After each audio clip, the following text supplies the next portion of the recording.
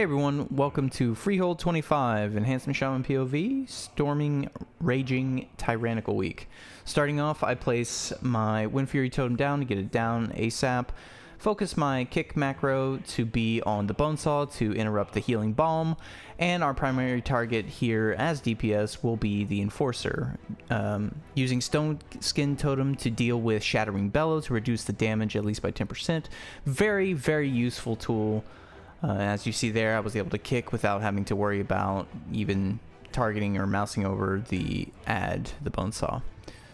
So that's always good to keep in mind. Try and be careful of the brutal backhand with these tornadoes, because one wrong move of being knocked up into a brutal backhand and it's lights out. So with this group, we do have a Shadow Priest. We do not use an Augmentation Evoker, so we will go ahead and Mind Soothe these packs, thread the needle here, and move on to the double Enforcer, double Mastiff pack. Definitely want to try and time up your Stone Skin Totem to line up with both shouts, Shattering Bellows, only because the more you reduce for your team, the better you will do overall. Obviously, you can't kill things if you're dead. Another thing to keep in mind, as a shaman, we have Spirit Walk, which cleanses slows and snares and the like. The Mastiffs do put out their Crippling Bite. If you happen to get hit with it, try and cleanse it. If it's not super dire of a situation, you're not in danger of it, you can just sit it out. Obviously, tornadoes can be a very detrimental portion to these groups of mobs in particular, with brutal backhand. Like I stated earlier, they knock you into it, could kill you. So be wary of that. And for the boss, there's nothing too crazy. It's the typical boss. We're gonna lust and start our DPS. Keep in mind, Azerite Powder Shot is a very, especially on Tyrannical, a very strong ability that you want to try and save your cooldowns for. Also, look to try and possibly save your Stone Skin Totem for that ability. We stay kind of close together at this point just because we want the bird to stay in close range so we don't have to chase him. We maintain maximum uptime on the parrot slash boss. I guess you're always targeting the orc. So feel free to, especially as you get up in higher keys, when it comes to tyrannical bosses, this is a huge thing on any high key, but tyrannical bosses such as this one with Azerite Powder Shot that does do a surmountable amount of damage, you want to try and use Stone Skin Totem. If you need an increase in HP and damage reduction, I advise using Earth Elemental, Astral Shift, and Prey. You could also use Ankh. I don't recommend Ankh, as that requires your death and 5 seconds on the timer.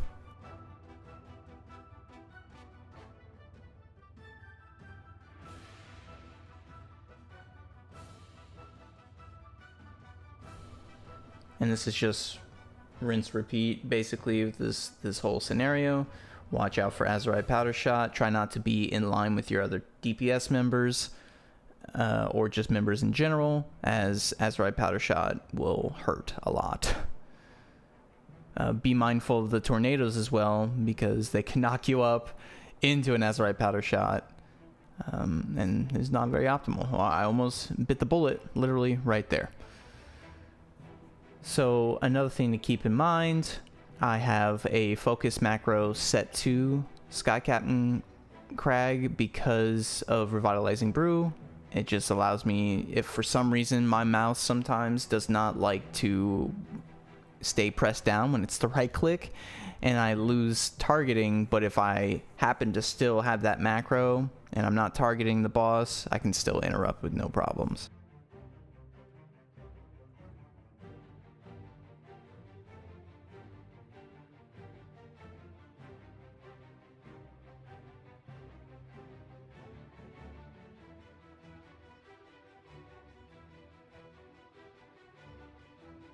Right there, I was attempting to kind of take some of those tornadoes earlier, so that way it just doesn't knock the tank up, or my healer.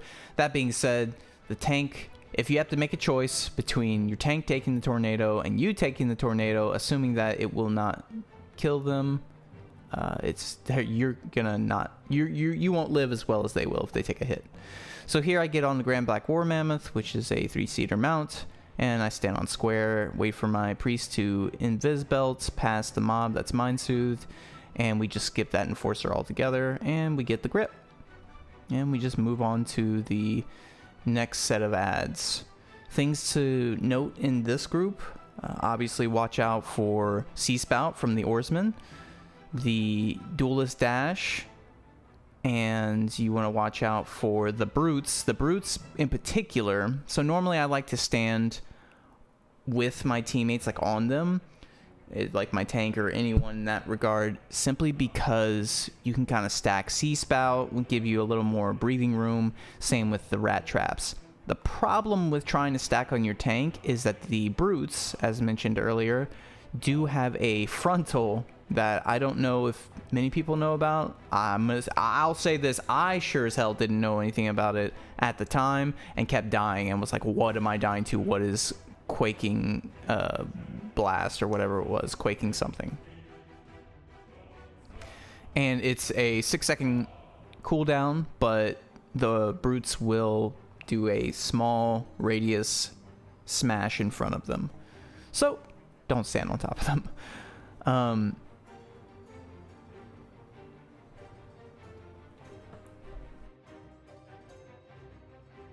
If you do happen to get into a rat trap, make sure to save a Spirit Walk for that to cleanse it and hopefully take some of the bleed off. If for some reason it bugs and the bleed stays on you, whatnot, it's not often that happens, but if it does, Stone Skin Totem since bleeds are physical, that's the best thing you can do. Obviously, do not jump when you have the suds on you.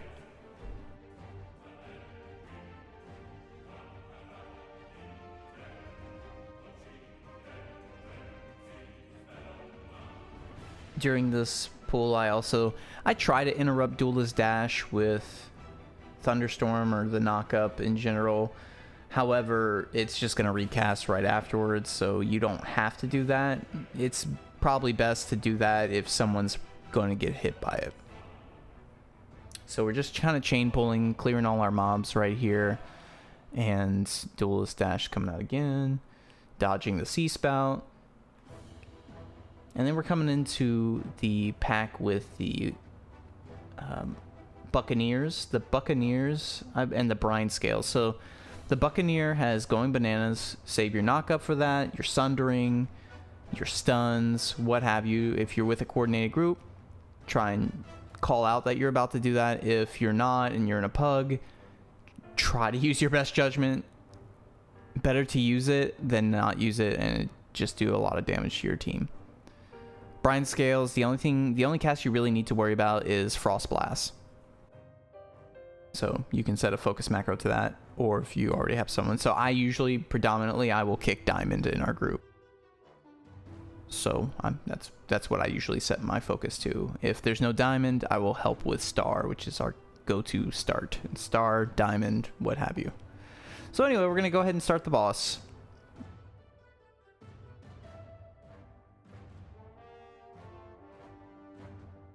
So good things to note about Eudora is you want to be, if you happen to have Grape Shot go off and you are about to be hit by Grape Shot, it is better to take one hit of Grape Shot and go the opposite direction of where Grape Shot's going to keep going, just so that way you will not die. You can take one hit more than likely, but maybe not so much 2 or 3. Always try and utilize getting the brew if you can, but do not prioritize getting the brew over taking a lot of damage. And that's pretty self-explanatory, but you know, I'm here to rule out any doubt. You can also, if you get targeted by the powder shot, once again, Stone Skin Totem, Astral Shift. You can even use Earth Elemental Unfortunately, sometimes you can use every defensive you have and it's still gonna wind up, you're gonna run out eventually. So it's a very close call there. You can also kind of coordinate your Windrush totem if need be. We'll try and alternate Windrush with Roar. Unfortunately, sometimes we don't communicate, so we just overlap them. It happens.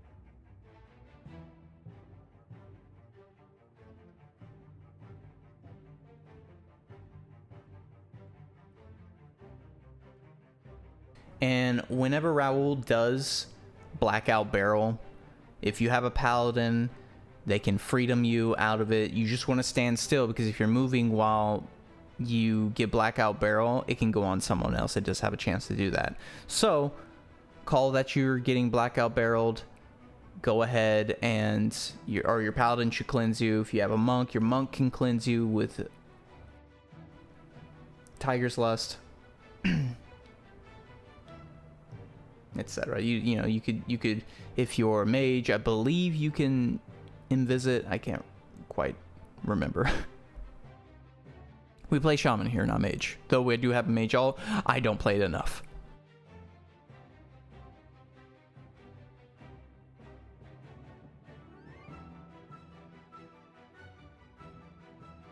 I was trying to be a little greedy there. I did get the brew, did not take a massive amount of damage, but should I have done it? Probably not. If this was maybe a 26, I definitely would not have done it. 25s are still a risky thing to do, but I was feeling kind of gutsy. Things to worry about in this pack that we just pulled, and we pulled them onto Raoul because it's just more efficient to do so. Obviously, interrupt Buccaneer for their going bananas. You have the mobs that fixate. Be aware of those. Those are the scrappers. If you see the fixate, you can knock up, stun, whatever stops you have. Sundering is great. I have my focus macro to interrupt Frost Blast on purple. We get a little low there. Just a little bit of damage going out. But everything works out. We're still knocking down the boss. So we usually at this point have our hunter go and grab another set of mobs. And this is just essentially to keep on clearing and not waste as little time as possible. So we're grabbing another Buccaneer, Scrapper, Juggler. It's 2 Buccaneers actually.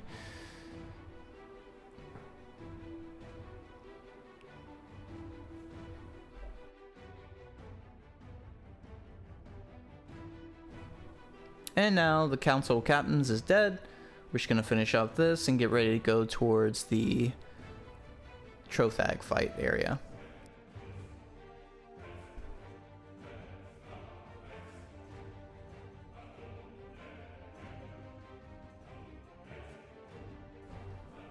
Silly to give Windrush there. Honestly, we could all just mount, but, you know, whatever. Try and help your team.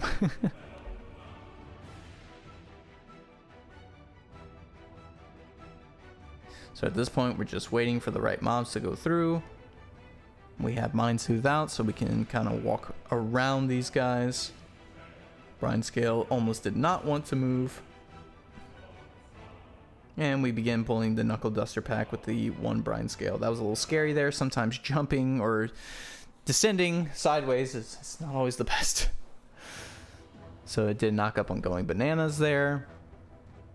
And I did not have a kick macro set because it's only 1 kick that really needs to be taken care of. Though, if you have the available kick and you know you're not going to be kicking again soon, it wouldn't hurt to set your focus just in case someone says, oh crap, I can't get this kick.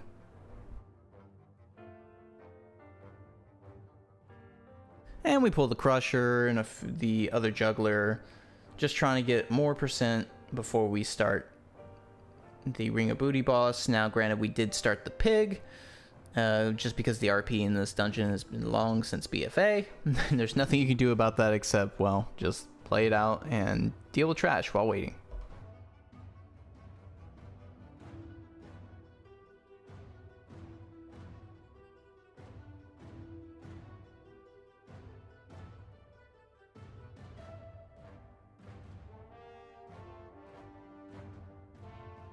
And there's another brute. And he has the Earth Shaker ability. I called it Ground Smash or something earlier, and I can't remember, but it's called Earth Shaker. Definitely not something you want to get hit with.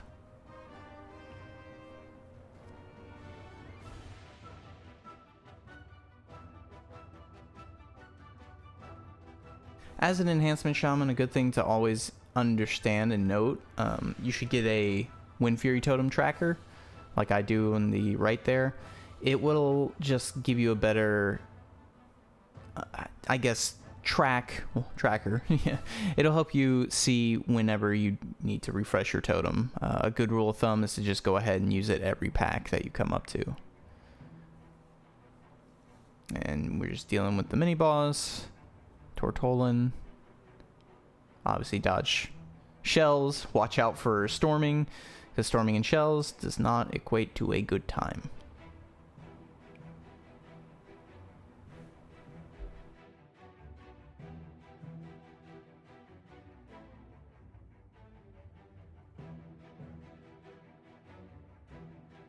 Another good tip when it comes to using Wind Fury Totem, what you should look to do is use a macro in your Stormstrike, as it is an ability you will be pressing often. Stormstrike will allow, if you macro it to Totemic Projection in the left tree, if you get Totemic Projection and macro it to your Stormstrike, every time you press Stormstrike, I forget the cooldown of it, but you are able to move your totems, and why not macro it to Wind Fury Totem to be able to be moved? Of course, this moves all totems, so if you are using a totem such as Capacitor Totem, and you go to, or Stun Totem, whatever you call it, and you go to drop it, but you press Stormstrike at a different area when it's up, and you, well, then you've just teleported your stun, and your stun goes to waste. A lot of these mobs, there's nothing too crazy. It's about the same thing we've been doing, interrupting our Frost Blast on Brine Scale, keeping an eye on the Buccaneers going bananas. We try and focus Harpooners here too, as they will grip our casters in, and it's not a good time for them. Try and interrupt Blind Rage when you possibly can, and just, yeah, you're just clearing.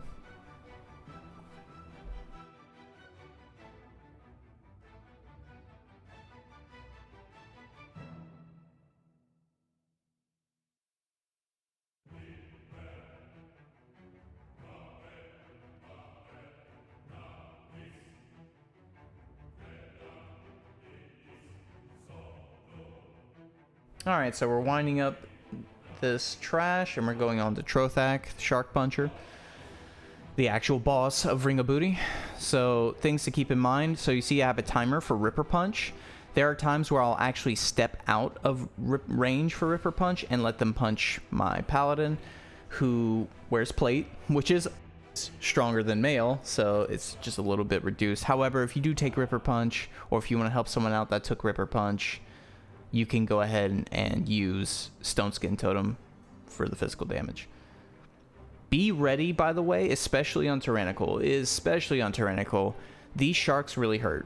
So be aware that when you're spread out for Shark Tornado and you're just kind of throwing cast into the boss, be aware you might be thrown, a shark thrown on you.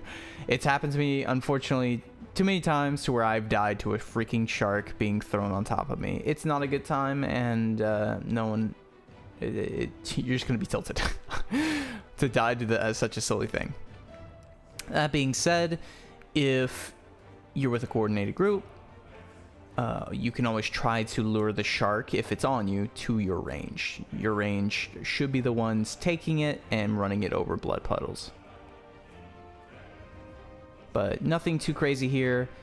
Rinse, repeat. You're just dealing with Shark Tornado. Watch out for Shark Toss. Follow the boss. Don't be in between the boss when he rearms, obviously, because it can and will one-shot you. Not a fun experience. Stupid death that can be avoided by just being careful and using your eyes. This is one thing you can stack on your tank with.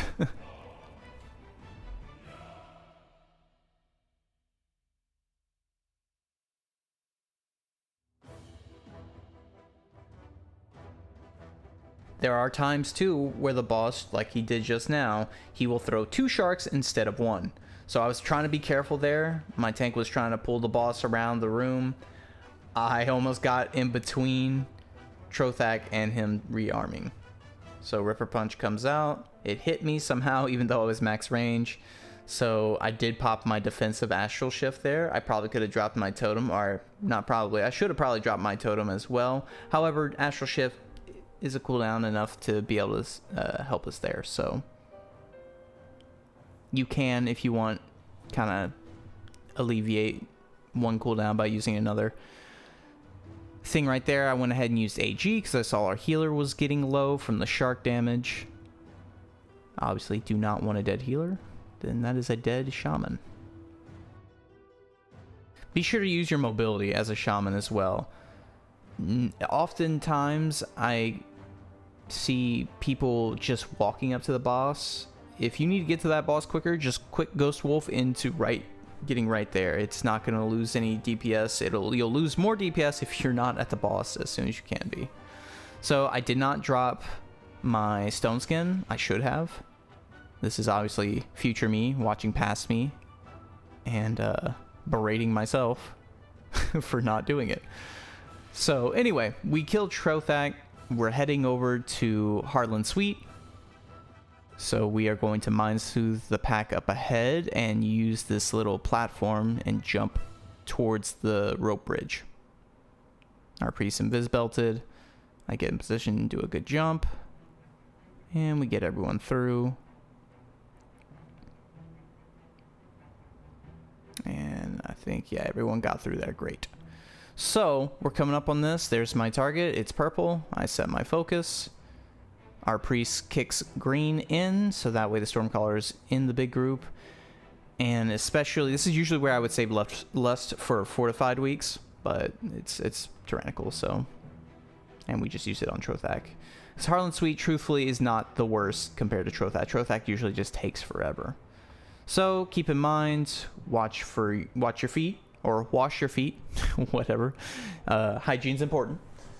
But be sure to avoid the Oarsman Sea Spout, Interrupt, Thundering Squall, if you're put on a caster to interrupt. Once the Squall Callers are dead, the best thing to interrupt is Painful Motivation. Back in the day, this used to be something you would want to go off, but they changed it to where it's something you don't want going off anymore. So focus down the officers after the Squall Callers are dead. And we're going to go up here and focus on the Enforcer. We're going to set our kick to the Officer so we can kick Painful Motivation without having to worry about it.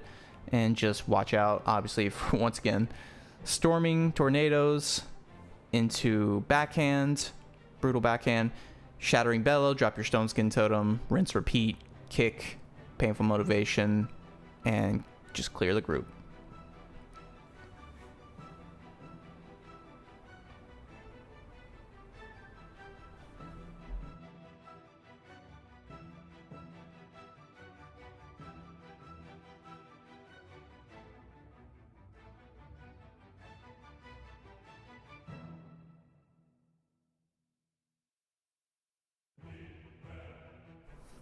Another thing I would like to let those who play melee know, you do not have to AD strafe when you are standing still. I know there are people who think for some reason I gotta AD spam when I'm standing still. It makes me feel like I'm doing more damage. No, the thing that makes you do more damage is your transmog. Make sure you look good, folks. Otherwise, what's the point of getting high rating? So, Harlan Sweete. Biggest thing to worry about is the whirling dagger that just hit me. Notice I dropped Stone Skin Totem to reduce the bleed damage. I didn't have a cooldown there, really, and I didn't want to risk using my Earth Elemental, surely because using the Earth Elemental is a possibility of it somehow pulling the mobs over there, and that's the last thing we want. So I got hit with it again. Very unfortunate. I let my team know, hey, I don't have a defensive for that. And we, they plan accordingly to heal me. If you have to save a heal, save a heal. So the biggest thing, huge thing, that right there, Cannon Barrage. We do what's a stutter step, essentially. We have predetermined markers where we basically will take Cannon Barrage and stutter step it out there. You see how very little I had in a patch? Some people will just run with that and spread it all over the field, and that's not what you want. I realize I'm getting targeted a lot with Whirling Dagger. You'd swear these are the Brackenhide gnolls that bite you constantly, because they love biting me. So we go ahead and spread that barrage there as well.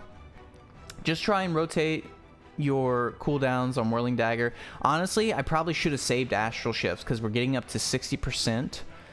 And 60% is where things get really dicey, and Whirling Dagger hits everyone when it goes off, and you want to have a defensive for that. So normally we have our hunter just trap the ad that comes out.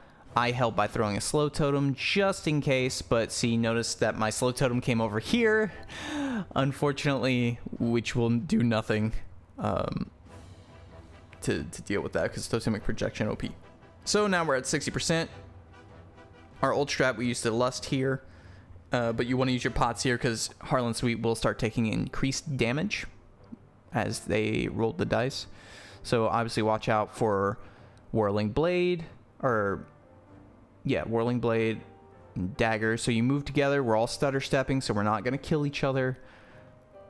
So, and you're covering as little ground as possible. Swift Wind Saber. I said Whirling Blade. Whirling Dagger is that. It's that one. So we took the bleed. Not a huge issue. We do have a defensive for the next one. So just take your time. Do not feel like you have to run with this. Unfortunately, our hunter, being our only death, way to go, Peach, calling you out, she unfortunately went the wrong way with the Cannon Barrage and wound up dying for it. So she is unfortunately our only death. So our tank was awesome enough to take that shot, that tornado for us, and then roared on top of that, so that way they wouldn't be behind with their Cannon Barrage. Big brain play by Kyle there. And we're just rinsing and repeating, guys. We're dodging Swift Wind Saber spread out. We're staying grouped for the Cannon Barrage. We're popping defensives for Whirling Dagger.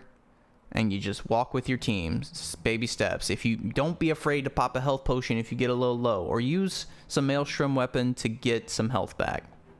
Better to be alive and waste Maelstrom than to die and not be able to do damage. So once again, my tank there was awesome enough to take one of those tornadoes during the Swift Wind Saber, and I used a heal. I used my Maelstrom to heal myself. It's better to do it than to not. And did it again right there. A little scary with the ad coming so close to us, but our tank was able to knock it away. And that's it. That's pretty much it in terms of Freehold 25. If you guys have any questions or concerns, or want to know my macros or something of that nature, feel free to let me know. Thanks for watching, and y'all have a wonderful day or night in Azeroth.